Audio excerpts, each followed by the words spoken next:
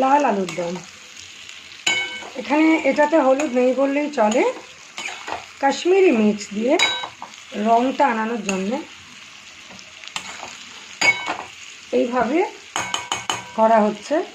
কষা হয়ে গেছে পুরোটাই, যা যা দেওয়ার সমস্তই দেওয়া হয়ে গেছে। এবার জল দিয়ে একটুখানি বয়েল হতে দেবো। অলরেডি গোটা গরম মশলা দেওয়া আছে, ফোড়নে না দিলেও চলে।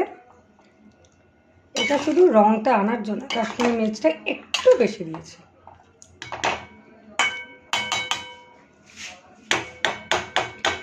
দেখা যাক এটা স্বাদটা কেমন হয়। কাশ্মীরি মির্চ অবশ্য অন্য দিনও দিই, তবে আজকে পরিমাণে বেশি দেওয়া হয়েছে, যেহেতু আজকে হলুদের ভাগটা খুবই কম। আমি হলুদটা ইচ্ছে করে একটু কমই দিয়েছি আজকে। নুন মিষ্টি দেওয়া হয়ে গেছে।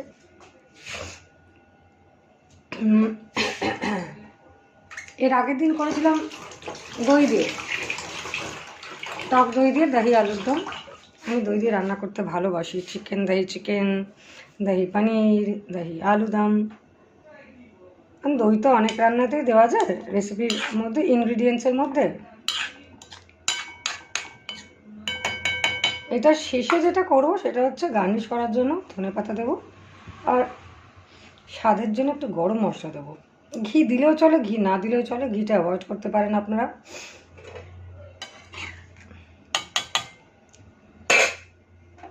এবার একটু ফুটতে দেওয়া যাক। আলুটা আমি সেদ্ধ করে রেখেছিলাম, জাস্ট একটা সিটি দিয়েছিলাম প্রেসার কুকারে।